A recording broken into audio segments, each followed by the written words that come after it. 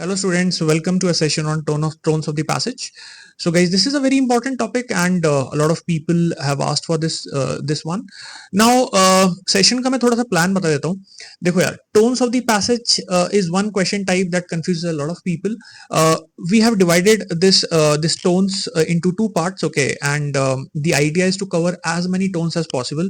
So in today's session we will be covering 50 plus tones, okay. So 50 plus tones हम लोग cover करने वाले हैं. I'm going to tell you the meaning of these words. Okay, so obviously by the time you're done, okay, आपको ये सारे के सारे tones समझ में आ जाएंगे. And obviously we would try to understand कि exactly जब अपन passage में tones को देखते हैं तो किस तरीके से क्या process होता है, किस तरीके से हम tones को identify करते हैं, right? चलो, so start करते हैं. So what is tone of a passage? देखो यार, when you talk to someone, you can actually understand that person's tone by the way he talks. Okay. आपसे अगर कोई बात करने में इंटरेस्टेड है तो वो उसके बोलने के लहजे में पता चल जाएगा, ठीक है. सो रियल लाइफ के अंदर जो टोन होती है वो आइडेंटिफाई करना इसलिए इजी होता है बिकॉज रियल लाइफ में obviously you are talking to someone and you are paying attention to his cadence, okay, to the intonation, कि उसका जो वॉइस का बोलने का जो तरीका है वो किस तरीके का है, ठीक है. तो आपको आइडिया लग जाता है कि यार ये पॉजिटिव है, नेगेटिव है, न्यूट्रल है, क्या है, ठीक है. Now in the passage when you read, obviously these things are not explicitly mentioned, but then you get a sense जब आप passage को read करते हो कि भाई author का यहाँ पे किस तरीके का intention है उस topic को लेके. So tone of the passage helps you to identify the attitude or the intent of the author, or more specifically you can say that tone of the passage tells you the emotion of the author, या फिर उस topic को लेके उस author का bent of mind किस तरीके का है, ठीक है. That is what tone is gonna tell you. अब टोन्स जो हैं वो पॉजिटिव भी हो सकती है, नेगेटिव भी हो सकती है, न्यूट्रल भी हो सकती है, क्योंकि जो ऑथर है वो उस टॉपिक को लेके पॉजिटिव भी हो सकता है, नेगेटिव भी हो सकता है, न्यूट्रल भी हो सकता है. अब यहाँ पे जो चैलेंज है वो ये नहीं है कि पॉजिटिव, नेगेटिव और न्यूट्रल आपने आइडेंटिफाई कर लिया. चैलेंज ये है कि पॉजिटिव के अंदर भी कौन सा वाला positive, okay, is it encomiastic, is it venerating, it is reverential, okay, और is it something else, okay. Like the main problem is the way you deal with the different terms that you use for tones, okay. So you can say the vocabulary part, right? Okay, तो सबसे पहले एक बार process की बात कर लेते हैं कि भाई प्रोसेस क्या होगा.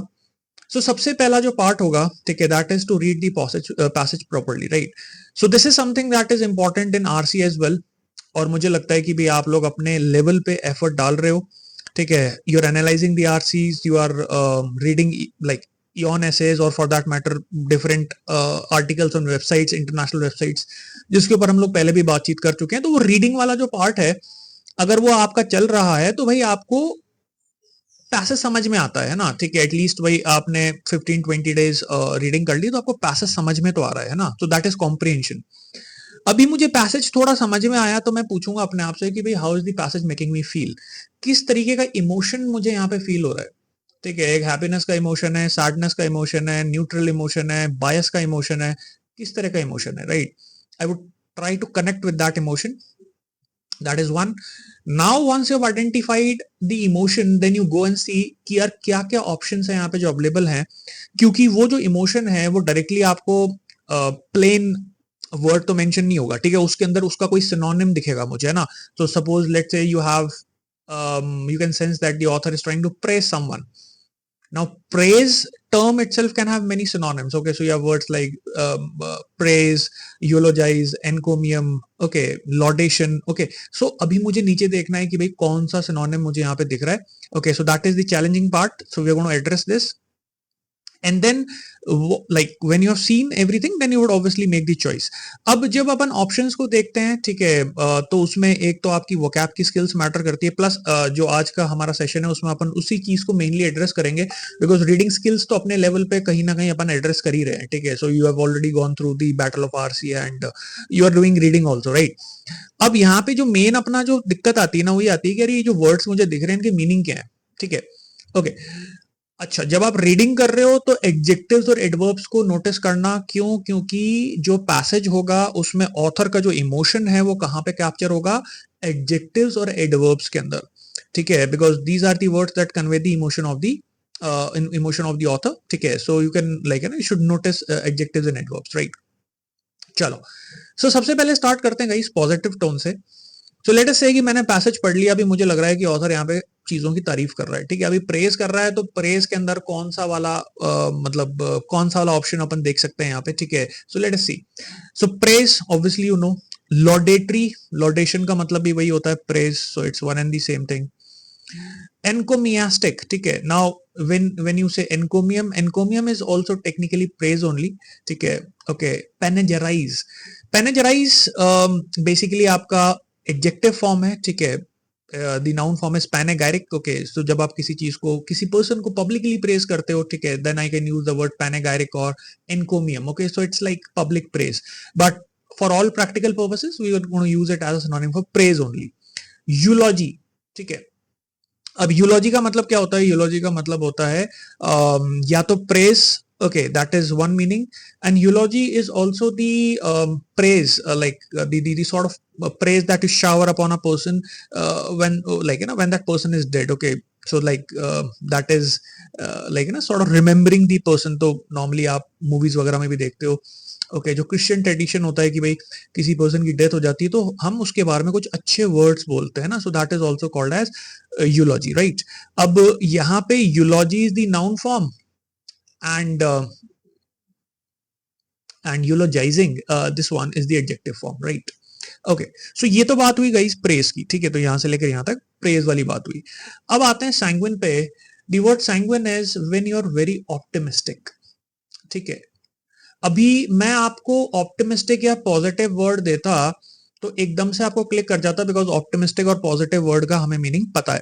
बट व्हेन आई से sanguine, sanguine is the same thing, okay, sanguine as a term is the same thing, it means optimistic or positive only, okay, but कुछ लोगों को शायद ये वर्ड पता नहीं हो, तो ध्यान रखना, sanguine is same, okay, like it's optimistic, positive, चीजों के बारे में आपका एक थोड़ा सा है ना अपबीट ओपिनियन है ना, ठीक है, like you are feeling कि यार good things are going to come, right? reverential and veneration, ठीक है। देखो ये दो वर्ड बहुत इंपॉर्टेंट है, तो रेवरेंशियल एंड वेनेरेटिंग, ये दोनों वर्ड्स का मीनिंग होता है रिस्पेक्ट, रिस्पेक्टफुल, ठीक है। So observe this guys, reverential तो आपका एडजेक्टिव फॉर्म है, the noun form is reverence, ठीक है। Okay, reverence is like the noun form, and veneration is again the noun form. दोनों वर्ड्स का क्या मीनिंग होता है? दोनों वर्ड्स का मीनिंग होता है रेस्पेक्ट, ओके। सो अभी ये वर्ड कहां पे आएगा? रेवरेंशियल है, वेनेरेटिंग। आप सपोज करो कि यार आपने कोई पैसेज लिखा किसी वेल नोन पर्सनालिटी पे, okay, Mahatma Gandhi for example, और आपकी जो टोन है, जो बात करने का तरीका है, उसे पता चल रहा है कि आप उस पर्सन को लेके बहुत ज्यादा मतलब उसकी तारीफ कर रहे हो, बहुत ज्यादा पॉजिटिव हो गया, यार बहुत बढ़िया काम किया इस इंसान ने, ठीक है। So such a tone when you see, okay, that is reverential और वेनेरेटिंग। विम्सिकल, विम्सिकल कितने लोगों ने सुना है भाई? ठीक है, विम्सिकल, ठीक है, is a word that we use for someone who is very very moody. तो यार अब मूडी इंसान है, तो मूडी का मतलब कि भाई जो उसके दिमाग में आ रहा है, ठीक है, वैसा वो बात कर रहा है, केयर फ्री है, ठीक है, केयर फ्री, उसे कॉन्सिक्वेंसेस की चिंता नहीं है। Now whimsical as a term is used in दो situations where you are like you are so carefree कि यार मतलब ठीक है, रिलैक्स होके आप चीजों के बारे में बात कर रहे हो, ठीक है, जैसा मूड में आया, जैसा मन में आया, ठीक है, वैसी आप बात कर रहे हो, है ना। So like you may have heard of this phrase whims and fancies, okay. Now when I say whims and fancies, it means कि यार जैसा मेरा मन में आता मैं वैसा करता हूँ, ठीक है। कन्वीवियल, ठीक है। अब ये जो तीन वर्ड्स हैं, convivial, affable and amicable, okay, these three words they relate to the idea of someone who is friendly, ठीक है। ऑथर की टोन आपको ऐसी लग रही है कि यार जैसे किसी दोस्त से बात हो रही है ना, बिल्कुल लाइक चिल तरीके से बात हो रही है, ठीक है, बहुत फ्रेंडली तरीका है, as if like you talk to someone who is a friend, okay. Now there are a lot of words that we have for friendly, है ना, like you have words like convivial, affable, amicable, amiable, ठीक है। amiable भी एक word होता है, amiable का भी मतलब वही होता है कि भी आप किसी से ना बड़ा दोस्ताना तरीके से, बड़ी फ्रेंडली तरीके से, ठीक है। तो ऑथर को आपको पढ़ के ऐसा लगता है कि ऑथर ना ये बहुत ज्यादा सीरियस नहीं है, आपको वो अपना दोस्त ही समझ रहा है, इतना मतलब इतना डाउन टू अर्थ है, इतना कनेक्ट आपका आ पा रहा है। सो in that sense, okay, the tone can be friendly tone, amiable tone, amicable tone, right? Okay, serene, okay, calm, shant, peaceful, placid, okay। जैसे आप सोचो कि किसी स्पिरिचुअल टॉपिक पे बात चल रही है ना, and the author is looking like a person who is very grounded. Okay, author is talking in a manner where like है ना, he's like totally relaxed, कि उसको किसी चीज की टेंशन नहीं है. ठीक है, ऐसा लग रहा है कि भाई जिस भी स्पिरिचुअल टॉपिक पे आप डिस्कशन कर रहे हो, ठीक है, या कोई ऐसा टॉपिक है विच इज लाइक है ना, which is like a deep topic, but like the author looks very calm, very placid, very relaxed. Okay, so such sort of tone is serene. Okay, serene is like calm, peaceful, placid, relaxed. Okay, कुछ ऐसा feel आता है. Ecstatic. Okay, ecstatic is like extremely happy, extremely happy. Okay, बहुत ज्यादा खुश, बहुत ज्यादा खुशी है ना. ठीक है, यूफोरिक भी आप इसके लिए यूज करते हो. अब ये वैसे एक्सट्रीम टोन है, ठीक है, बट जैसे कि अगर आपको कभी लगे कि मेरे पास जो ऑप्शंस हैं उसमें ऑथर को पढ़ के ऐसा लग रहा है कि यार बहुत ज्यादा खुश है किसी चीज को लेके, and then I can go in for that. Okay, accelerated. Okay, some like ना, something that makes you energising. Right, तो जब आप एक्सिलरेटेड मूड के अंदर होते हो तो आप चीजों को लेके क्या होता है कि यार बहुत ज्यादा एक्साइटेड होते हो, बहुत ज्यादा ऐसे ना, मतलब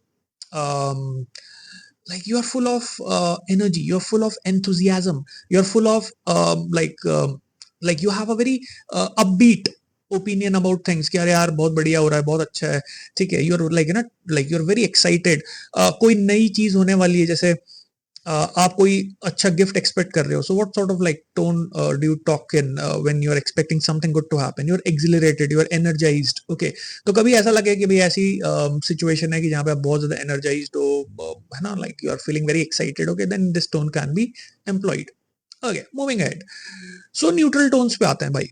तो सबसे पहला वर्ड आता है डिसइंटरेस्टेड. अब देखो, डिसइंटरेस्टेड का मतलब वैसे आपको लग रहा होगा नॉट इंटरेस्टेड, बट डिसइंटरेस्टेड का एक मीनिंग और भी होता है, and that is not taking any sides. अभी एक जज को इमेजिन करो. एक जज जो होता है उससे एक्सपेक्टेशन क्या होती है कि वो किसी की तरफदारी नहीं करेगा. ठीक है, एक टीचर से भी क्या एक्सपेक्टेशन होती है, that you are not going to be biased. Okay, so disinterested is very similar to someone who is being unbiased. अब ऑथर को पढ़ के आपको ऐसा लग रहा है कि ऑथर ने ना किसी टॉपिक को डिस्कस किया है और उसमें ना दो पार्टियां हैं, लेकिन वो किसी की भी साइड नहीं ले रहा. ठीक है, वो दोनों को इस तरीके से ट्रीट कर रहा है कि दोनों को लेके ना वो लाइक थोड़ा सा न्यूट्रल टाइप का है ना. So is like is very neutral. In fact ये जो सारे वर्ड्स आपको यहाँ पे दिख रहे हैं ना, है ना, you have words like nonchalant. Okay, now what is the meaning of the word nonchalant? Okay, it means that you're neutral, you are not taking any sides, you are not too emotionally involved. क्या होता है कि हम कई बार ना चीजों को लेके इमोशनली इन्वॉल्व हो जाते हैं. तो जब कोई इंसान नॉन चलांट है तो इसका मतलब कि भाई वो उस चीज के अंदर ना इमोशनली इन्वॉल्व नहीं है. इसका मतलब वो किसी भी तरीके की साइड ही नहीं ले रहा. ठीक है, वो अपने मतलब बात को ना बड़े फैक्चुअल तरीके से और ऑब्जेक्टिव तरीके से कन्वे कर रहा है. अब ये ना सारे वर्ड्स रिलेटेड है. नॉन पार्टीशान सेम चीज है. अब नॉन पार्टीशान का मतलब क्या होता है? Not taking the side of any party. Okay, not taking side of any party. ठीक है, अब अगर इस तरह की सिचुएशन है कि भाई जहाँ पे दो पार्टियां हैं लेकिन ऑथर को देख के ऐसा लग रहा है कि यार ये तो बड़ा एक है ना मिडिल ग्राउंड मेंटेन कर रहा है, किसी भी पार्टी के फेवर में नहीं है, चीजों को बहुत ज्यादा न्यूट्रली देख रहा है, so that is non partisan. Neutrally already no. ठीक है, like somewhere in the midway. Okay, dispassionate. अब यहाँ पे ना पैशन वर्ड का जो मीनिंग है उसको थोड़ा समझना. जब आप किसी चीज को लेके पैशनेट होते हो तो उस चीज के बारे में आपका एक ओपिनियन होता है, आप उस चीज के अंदर इन्वॉल्व होते हो. डिसपैशनेट का मतलब होता है नॉट टू इमोशनली इन्वॉल्व. ठीक है, आप उस चीज में ना इमोशनली इन्वेस्टेड नहीं हो.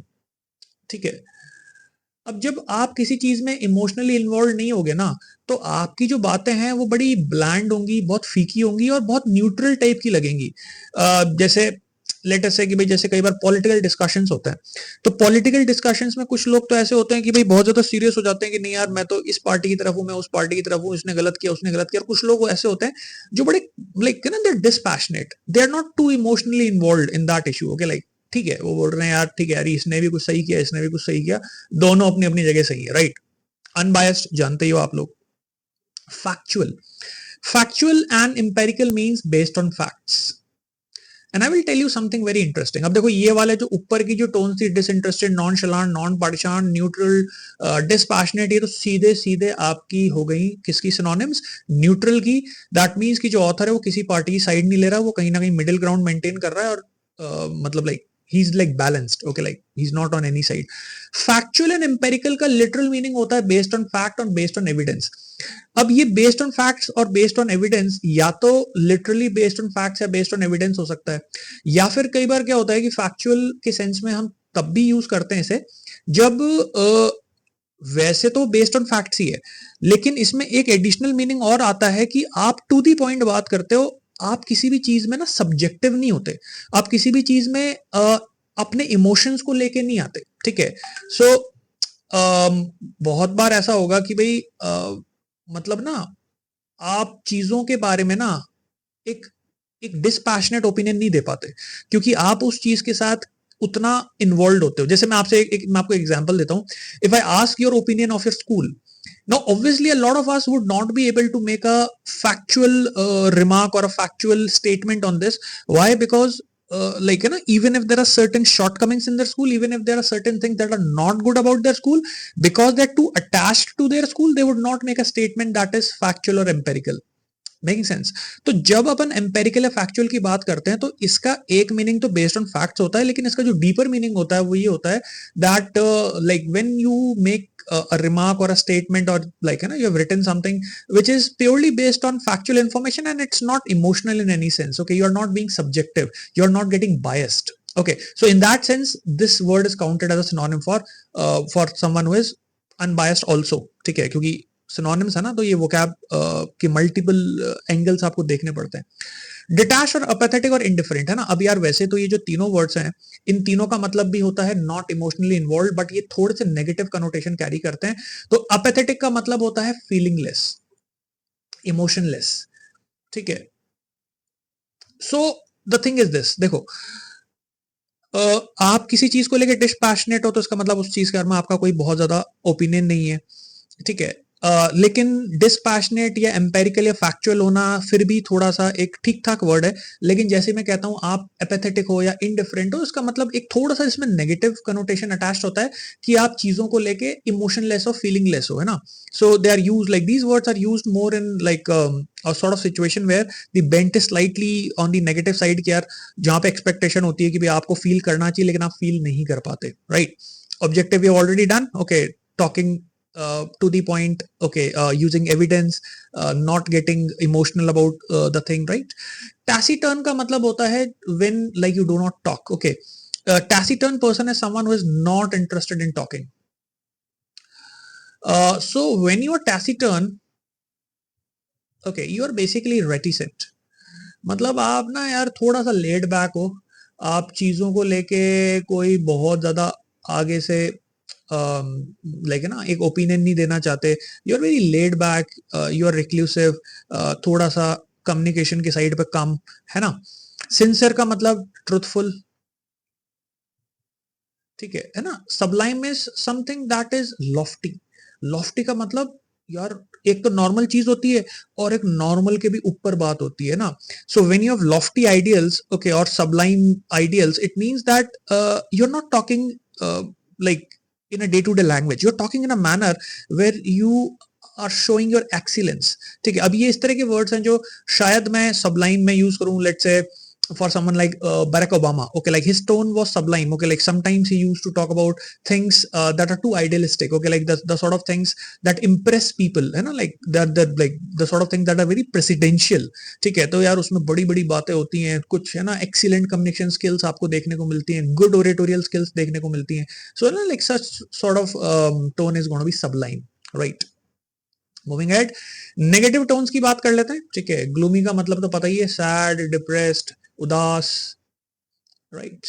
डेजोलेट का मतलब होता है अकेला, ठीक है, like when you are all alone, okay. But for all practical purposes we can use it as a synonym for desolate, for sad, gloomy, depressed, dull, sorrowful, same चीज है. lugubrious का मतलब भी वही होता है यार कि बिल्कुल ऐसे उदास बैठे हुए हो, you are like, है ना, you are very sad, like not very interested in anything, okay, gloomy, okay. तो बेसिकली सारी की सारे वर्ड्स ना एक जैसे ही हैं, ठीक है, ये सारे जो वर्ड्स यहाँ तक तुम्हें दिख रहे हैं, राइट, ठीक है, हालांकि इनके मीनिंग में थोड़ा थोड़ा डिफरेंस है, बट ये सारे के सारे वर्ड्स एक्चुअली आएंगे उसी सेंस में, that is sadness, right. Pensive, pensive का मतलब रिग्रेटफुल, अरे यार गलती हो गई, ऐसा नहीं करना चाहिए था, ठीक है। चीजों को लेके आप है ना ब्रूड करते हो, ब्रूड, ठीक है। ब्रूडिंग इज लाइक किसी ऐसी चीज के ऊपर सोच विचार करना जो पहले हो चुकी है, like this is a negative, like है ना, लाइक ऐसा नहीं कि अच्छी चीजों पे सोच विचार करो, इट्स लाइक उदास हो रहे हो। ब्लीक, ब्लीक का मतलब यार होपलेस, और अब तो कुछ हो ही नहीं सकता, सब खत्म हो गया, सब बर्बाद हो गया, राइट। सोमबर इज सीरियस, ठीक है, when you are in a serious mood, तो सोमबर का या तो मीनिंग सीरियस से जा सकता है, या कई बार when you are sombre you are reflecting on on things that have happened, okay, तो थोड़ा सा एक सैडनेस वाला भी एंगल आता है। ड्रीरी, सेम चीज, depressing, sad, mournful, okay, mournful का मतलब वही किसी की डेथ हो गई उसको फिर आप मॉर्न कर रहे हो, मतलब उस चीज को लेकर ना उदास हो रहे हो, ठीक है ना। सो वही सेम चीज है। अब ये सारे के सारे like they are synonyms only, okay, 1 to 10 if you see, they are broadly classified as synonyms for the word sadness, depressing, regretful, hopeless, ठीक है। तो आप इनको एक ही कैटेगरी में डाल सकते हो। हॉस्टाइल, हॉस्टाइल का मतलब होता है किसी से ऐसे व्यवहार करना जैसे कि आप उसके दुश्मन हो, ठीक है। सो when you have a hostile tone, okay, you talk like an enemy, ठीक है। तो अगर आपको ऐसा लगता है कि जिस टॉपिक की या जिस पर्सन की या जिस कंट्री की ऑथर बात कर रहा है उसमें कुछ है ना एक एनिमी वाली फीलिंग है, ठीक है, एक एनिमोसिटी है, ठीक है, एक हेट्रेड है, ठीक है, मतलब यार नफरत वाली भावना। तो कुछ चीजें लाइक हो सकती हैं जिसके ऊपर आप लाइक है ना बड़ा एक ऐसा ओपिनियन लो जिसमें as if like like they are your competitors और दे आर योर एनिमीज, वहां पे। Sinister is a very strong word, it means evil. So अब ये मुझे लगता है कि सिनिस्टर पूरे पैसेज की टोन नहीं हो सकती, बट कहीं पे एक सपोज करो कि भाई कोई कोई सिनिस्टर रिमार्क आ गया, तो आपसे पूछा कि भाई what sort of remark would this be, okay, like it would be a remark that would be very sinister, evil, condescending, supercilious and haughty, ठीक है। ये तीनों वर्ड्स रिलेटेड हैं। कितने लोगों को पता है एरोगेंस वर्ड का मीनिंग, ठीक है, what is arrogance? Arrogance is basically the idea that I think that I am better and the others are inferior, ठीक है। अब एरोगेंस भी अलग अलग तरीके की होती है, लेकिन अपन उतनी डेप्थ में नहीं जाएंगे। But when you are arrogant, okay, in general you look down upon people, in general you have an attitude that is belittling. तो किसी को बी लिटिल करने का मतलब होता है, be little is by the way verb, ठीक है, ओके। बी लिटिल करने का मतलब होता है कि भाई I am superior and you are inferior. Now when you see such people, okay, you can sense that feeling कि यार ये जो इसके बात करने का जो तरीका है ना, इसमें एरोगेंस बहुत ज्यादा है, ठीक है। कई बार हम लोग यूज करते हैं word snobbish. So when a person is a snob, okay, and the person has a snobbish tone, it means that person believes that he is superior and the other people are inferior. So condescending, supercilious and haughty have the same meaning, right? Okay, they have, there is one more word, patronizing. Patronizing का भी meaning वही होता है कि भाई दूसरा इंसान जो है वो आपके सामने कुछ भी नहीं है, and when you patronize someone you talk to that person in such a manner, you talk to that person in such a manner as if like you are superior, you are the one who knows better, and you're talking to someone as if like he's a lesser person, ठीक है, कि यार उसकी knowledge कम है, उसका पैसा कम है, उसका अकल कम है, ठीक है, उस तरीके की बात आप करते हो ना, तो पैट्रोनाइजिंग टोन होती है, राइट। सुपरसीलियस लिटरली मीनिंग होता है इसका, okay, cilia is like eyelashes. तो अगर आप किसी को अपने आई लेवल से नीचे समझते हो, कहते हैं ना हिंदी में नीची निगाह से देखना, so that is what exactly supercilious is. So when you talk to someone in a supercilious tone, it means that you view that person below your eye level, right? Okay, haughty, arrogance, ठीक है। So condescending, supercilious, haughty, okay, they are all related to the idea of arrogance, कि आप superior हो, दूसरा इंसान आपसे नीचे है, ठीक है। अभी ना यहाँ पे देखो एक चीज आपको समझ में आई होगी, I believe like we have done around 70 plus words, okay, ठीक है। वैसे तो मैंने सोचा था 50 प्लस होंगे, बट 70 प्लस के अराउंड हो गया। तो एक चीज आपने नोटिस की होगी that how I am trying to master these words, okay, by trying to collect them in a single group, ठीक है। Now this is a very good technique guys for vocabulary as well.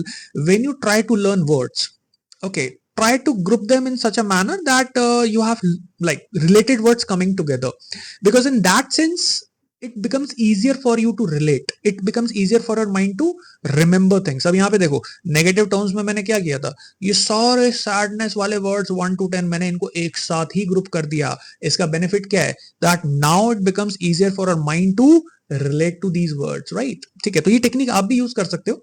And in fact like I would suggest, जैसे ये तो आपका session 1 है for tones, okay, इसका एक session 2 भी आएगा जिसमें अपन और भी वर्ड्स यूज करेंगे और भी अपन वर्ड्स इसमें रिलेट करेंगे.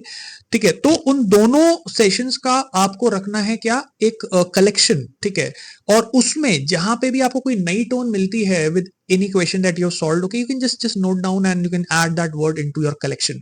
Okay, so उससे क्या होगा कि जब तक आपके एग्जाम्स आएंगे कैट के, you would have enough content to revise, okay, because like more or less we would have covered all the tones that you have in a passage. Okay, so आज के लिए इतना ही करते हैं guys, ठीक है, and I'm going to continue this in one more session. Okay, so I hope सब लोगों को पता ही है इस बैच के बारे में, that is Chanakya batch.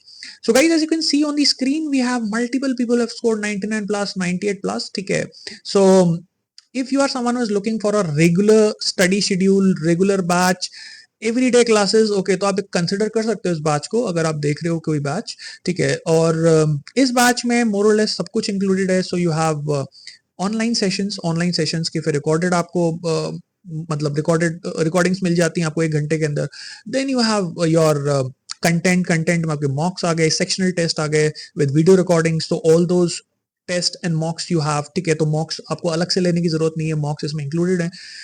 Then you have the booklets. Okay, booklets आपको आपके घर पे डिलीवर हो जाएंगी. ठीक है, तो booklets are included and this batch is till the time you write your OMAT. Okay, so that is 31st March 2025. तो आपका पूरा एक कह सकते हो आपकी पूरा आपका कवर हो गया. ठीक है, मतलब कुछ बचा नहीं इसके अंदर. Okay, so you can consider this batch. Okay, you can call on our office numbers and you can consider this batch. And apart from that, I would suggest कि अगर आपको कोई बैच आप देख रहे हो कैट के अंदर, अगर आपका एक सीरियस आपका एक फोकस है, तो आप जाके एक वीडियो चेक कर सकते हो. ठीक है, it's there in the playlist. Okay, where we have discussed this Chanakya batch in its entirety. Okay, what are the features, what are the things that we are offering. Okay, so you can look at that. So भाई आज के लिए इतना ही करते हैं. I am going to see you in the next session. Bye bye, see you.